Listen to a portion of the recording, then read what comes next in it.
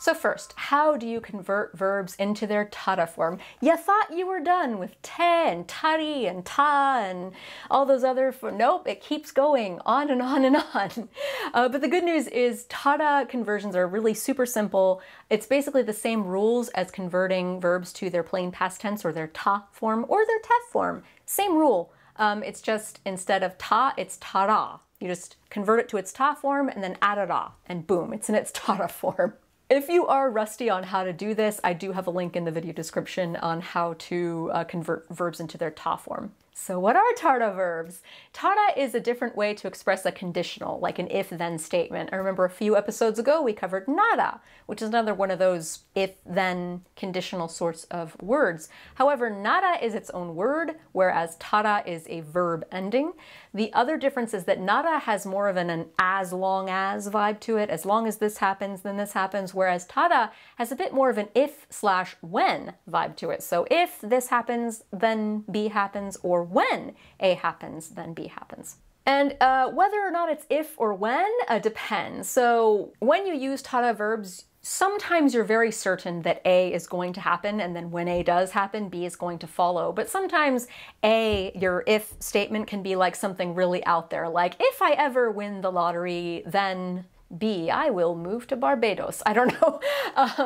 What would I do? If I won the lottery, I'd probably just buy a house and like pay off student loans and stuff like that. But anyway, and then I'd give the rest of it away to needy people. But anyway, because there's varying degrees of like certainty of the first thing happening and then the second thing following the first thing, that's why sometimes it's if and sometimes it's when. Here is some song lyrics from a song by Hamasaki Ayumi, J-pop goddess, Ashita haretara, あの海へ行こう. It's really hard to say song lyrics without singing them. 明日晴れたら. Anyway, 明日晴れたらあの海へ行こう. So this yukou or ikou is the let's do volitional form of a verb, which we're actually going to cover in the next lesson, so stay tuned for that. Basically, it means let's go instead of just go. So あの海へyukou, let's go to that beach. Implied, that special beach, that beach that you and I know about. 明日晴れたら. So if/when it's clear tomorrow, sunny tomorrow, if it's not raining tomorrow, if it clears up tomorrow, maybe it's raining right now as she's singing the song, but if it's clear tomorrow, then let's go to that beach, that ocean that we really love so much. ウイルスが消えたら旅行します. Uirusu, virus, kietara, if it disappears, ryokou shimasu, will vacation. So if the virus goes away, I will go on vacation. I'm using if here because I am skeptical. But you know, you could be optimistic and say when the virus goes away, I'm going to go on vacation. So tara is actually a really good form of a verb to use in this case because I don't actually know if it's if or when. Here's a sentence you'll see floating around the internet a lot, some variation of it. 本物のオタクだったらこのアニメ知ってるでしょ? So 本物の, a true, a real, otaku, nerd, if you're a true otaku. Dattara, so this is the tara version of datta, which is just was, right? Past tense of deshou. So dattara, if you were a true fan, a true otaku. このアニメ, this anime, 知ってる. You know of, probably, deshou, this anime. It's like, if you're a true fan, then you probably heard of this anime. So it's a little snarky and judgy and gatekeepy, but you know, it's kind of a sentence you'll see on the internet a lot. So as I mentioned earlier, it's not always if A, then B. Sometimes it really is when A happens, or once A has happened, then B will follow. And here's an example. Uchi ni kaettara mitemiru ne.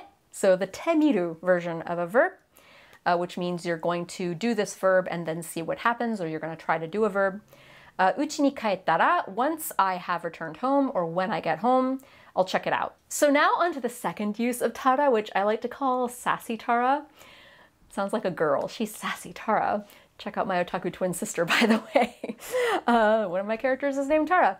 Anyway, it's tara do desu ka ending to a sentence. If you do the tara version of a verb and then follow it up with do desu ka, or just do, or just nothing at all but with a question mark, it becomes sassy. It's more like, why don't you do X? Why don't you do this verb? If you're so happy, if you're so upset, why don't you just do the verb? Here's a dialogue exchange. Person A says, Nihon ni ikitai na. And then person B says, Ittara. So this exchange, person A says, oh man, I want to go to Japan, ikitai na. And then person B, who's like tired of person A's BS, says, Ittara. It's like, fine, so go then. Like, why don't you just go? It's sassy tara. And then here's another sassy sentence. It doesn't have to be like the response to something someone else has said. You can just say something and have it be a little sassy. Monkuを言う前に日本語ペラペラになったらどうですか? So monku yu is to complain, to say a complaint. Nihongo perapera is fluent in Japanese. That's what perapera is. Ni natta. So perapera ni natta became fluent, but perapera ni nattara, like why don't you become fluent? Why don't you just become fluent in Japanese before you complain? If you want to review any of the sentences I covered in this video, check out the pinned comment in the comment section below because I've got timestamps. I also have them in the video description. If you look in the video description, you're also going to find some resources for other places to learn Japanese because guess what? I'm not the only person on the internet teaching Japanese, not by a long shot, and there are so many different resources and places where you can learn Japanese, get different perspectives, and every week I'd like to feature one of those resources, and this week I'm featuring Unseen Japan. Unseen Japan is a blog that showcases real Japanese people and culture, the Japan you probably don't see in anime. With real Japanese people and translators on the staff, they also run a Twitter account that translates and retweets things real Japanese people are saying today.